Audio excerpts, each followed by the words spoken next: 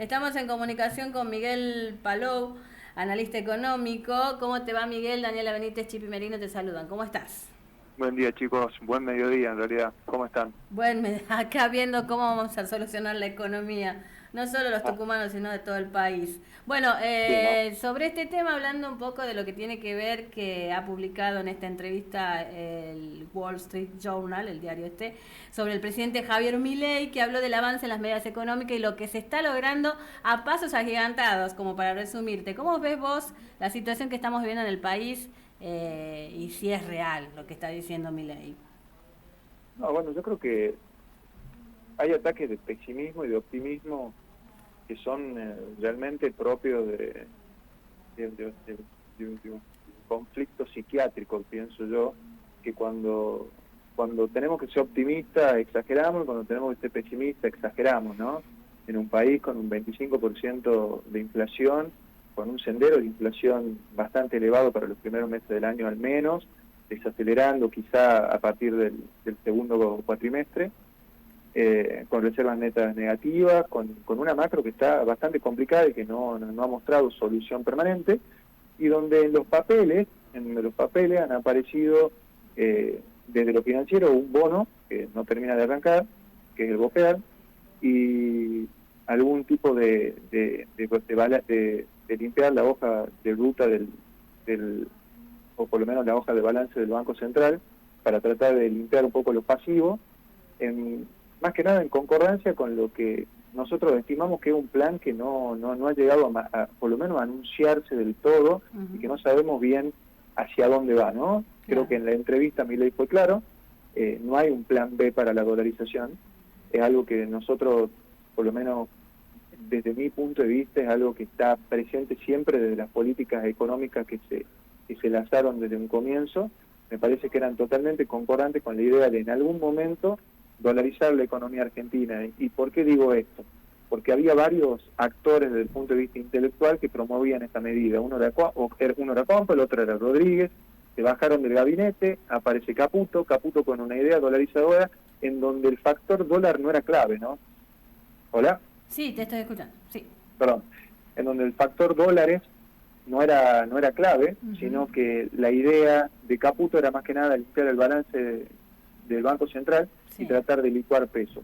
¿Qué es lo que está haciendo el gobierno qué es lo que está haciendo el gobierno para hacer esto? Y creo que por ahí viene el optimismo de Milei en la entrevista, que creo que de los 10 billones que emitió el gobierno de Milei desde el momento de la asunción, logró esterilizar toda esa base, porque prácticamente emitió una base monetaria nueva en Sí. un lapso de 45 días, pero la logró esterilizar, y la logró esterilizar y no a través de pasivos remunerados, lo que es bueno. ¿Por qué? Porque trató de, se compraron y se engrosaron reservas por más de 3.800 millones de dólares.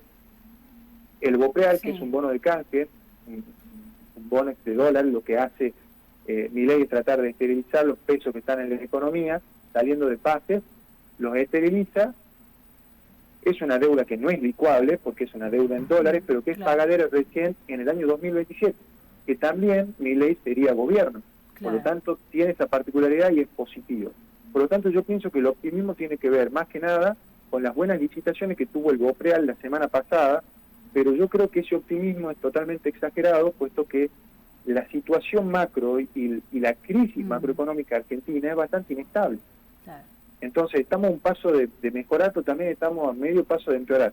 Mm. Entonces creo que esa situación de inestabilidad, creo que incluso hoy, después de sacar el paquete fiscal, creo que el mercado lo está apreciando y lo está poniendo en precio hoy por hoy, ¿no? Sí, a ver, y las privatizaciones, él festeja esto, desde tu punto de vista, ¿cómo lo ves? Y también el tema de la inflación, ¿no? Una inflación de más del 20% para él es positivo.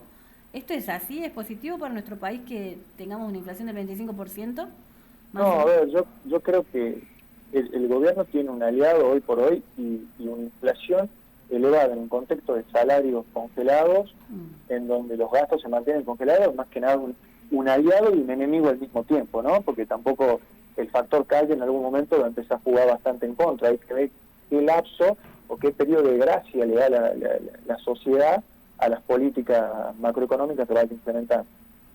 Siempre hay que medir contra qué, ¿no? Si uno habla de que teníamos una inflación esperada del 30% y esa inflación hoy por hoy es del 25%, sin lugar a dudas es un éxito, pero hay que ver cuál fue la consecuencia de eso, ¿no? Claro. Yo siempre dije cuando me consultaron que para mí la inflación hizo un overshooting en diciembre, hoy por hoy está ajustando en este sentido, Sí. lo que no implica que haya una inflación más baja, sino que lo que estamos viendo es un fenómeno de desaceleración.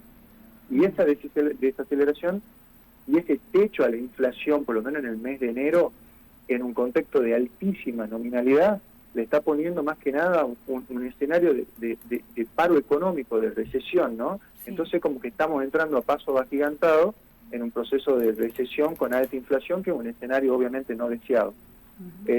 Nosotros estimamos que la inflación puede llegar a tener, dentro de todo puede llegar a tener una desaceleración en enero, pero tiene un lagging importante de lo que fue el índice en diciembre, ¿no? O sea, el índice de diciembre fue del 25,5%, pero parte de la inflación de diciembre se va a ver reflejada en el índice de enero porque tiene un rezago de aproximadamente una semana. Los índices de alta frecuencia muestran desaceleración, lo ubicarían en un 17,9% y un 23%, lo que está por debajo de las expectativas de lo que pensaba, por lo menos el REM pensaba que iba a tener un 25%, por lo tanto muestra una desaceleración en ese sentido, una buena noticia, pero hablamos de una inflación del 25%, Claro. y como yo te decía, el gobierno tiene la inflación como aliado en un contexto de licuación, porque es una de las maneras que tiene para bajar el déficit. Pero, a la vez, nadie quiere un país con un 25% de inflación. En el sentido de licuar los pasivos remunerados, de licuar las deudas que tiene el Banco Central, es una buena noticia, pero también se están licuando salarios, jubilaciones, en un contexto que todavía no sabemos cómo van a llegar a ajustar. ¿Y qué tendría que pasar para que mejore la economía de Argentina? ¿Qué es lo que avisorás en un futuro, Miguel? Lo que yo avisoro en un futuro, para que mejore, yo pienso que las políticas a largo plazo son muy importantes, yo las celebro, ¿no? En ese sentido, celebro que haya políticas a largo plazo en una economía que siempre necesitó medidas urgentes y de ataque con alambre. Pienso que generar un marco desde lo económico que sea capaz de proveer por lo menos un escenario, una estructura de crecimiento, me parece algo importante. Hoy por hoy los problemas vienen veo un escenario bastante complicado para julio y para abril, mayo, más que para julio, porque si viene la liquidación de la cosecha, la gruesa, en donde el gobierno espera un surplus en la balanza comercial de 15 millones y espera 15.000 millones de dólares que ingresen a la economía después de un escenario de seca muy importante en lo que fue el año 2023. Entonces, en este contexto, para lograr que el campo te liquide esos dólares, y es muy difícil que te liquide esos dólares si tenemos tasas reales en pesos negativas hasta el momento. Vos fíjate que lo que te rinde la tasa en pesos argentina es mucho menor a la inflación. Entonces no veo que el productor agropecuario o el que liquida dólares, en este sentido, se vea atraído a liquidar sus dólares contra pesos si no sabe contra qué calzarse, ¿no? En un escenario de corto plazo. Por lo tanto, lo que estamos avisorando es que también puede haber un nuevo salto devaluatorio a cortísimo plazo, sí, que también puede llegar a impactar de nuevo en el bolsillo de la gente, de nuevo puede impactar en la inflación, y yo no sé si la economía da como para varios saltos más.